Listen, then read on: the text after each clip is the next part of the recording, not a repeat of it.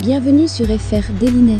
Notre actualité d'aujourd'hui parlera de « Demain nous appartient », spoilé, Sacha est arrêté par la police et placé en cellule.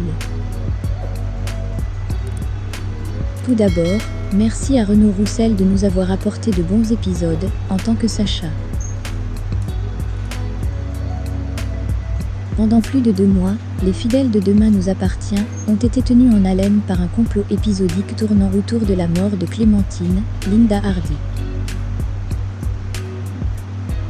Si jusqu'à présent Sacha, Renaud Roussel, a réussi à passer le doigt de la police, sa frénésie meurtrière finira par le conduire à sa chute.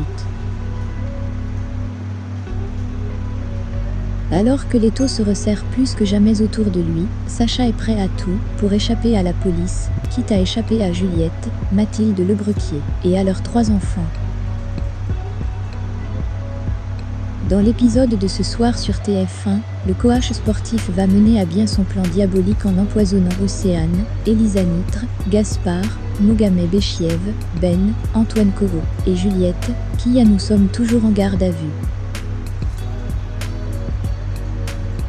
Pourtant, sans doute à quelques kilomètres de là, Labadie, Mathieu Storto, confirme à la police que c'est bien lui qui lui a vendu les bijoux Vinciane, Alexandra Colton.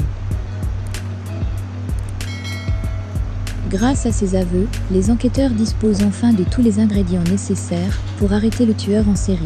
Alors qu'Ash était en fuite à leur arrivée, Martin et son équipe ont découvert les enfants inconscients.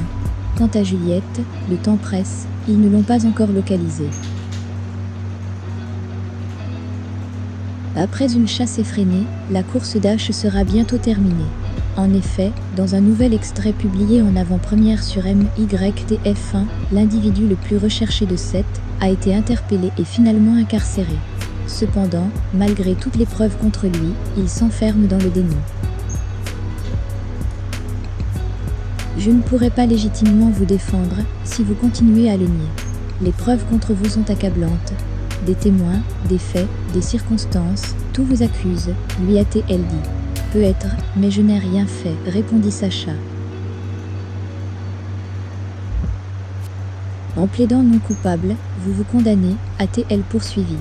Lorsqu'il lui a demandé quelle peine il devait encourir, l'avocat l'a prévenu qu'il risquait une peine d'emprisonnement à perpétuité de 15 à 20 ans s'il plaidait coupable. Après un long silence, Sacha a demandé à voir sa femme. Il expliqua à son avocat, perplexe, qui pourrait certainement lui faire revenir sur son témoignage. « Nous nous aimons, vous savez », annonça-t-il à Virginia. L'avocat cesse de demander si Sacha était victime de démence.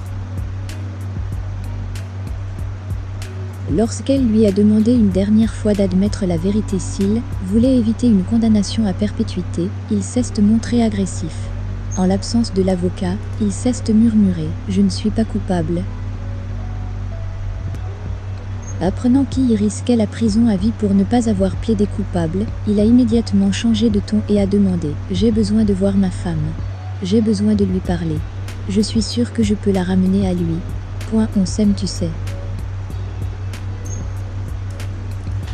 Puis, Virginie lui fit carrément remarquer « Vous avez essayé de la tuer. Pour elle, c'est vous qui avez essayé de la tuer, elle et ses enfants. Si vous pensez sérieusement qu'elle le ferait, elle témoignerait en votre nom. Je suggère que nous plaidons pour l'amnésie, ce sera plus facile. » Comme il l'a affirmé, l'avocat s'est endurci, puis a précisé que s'il ne voulait pas finir ses jours en prison, il devait absolument admettre la vérité. Dans un accès de rage, Sacha a crié qu'il refusait en frappant à la fenêtre de la cellule. Merci d'avoir regardé et à la prochaine vidéo. N'oubliez pas de vous abonner à notre chaîne. En attendant, faites-nous part de vos commentaires dans la section commentaires ci-dessous. Au revoir.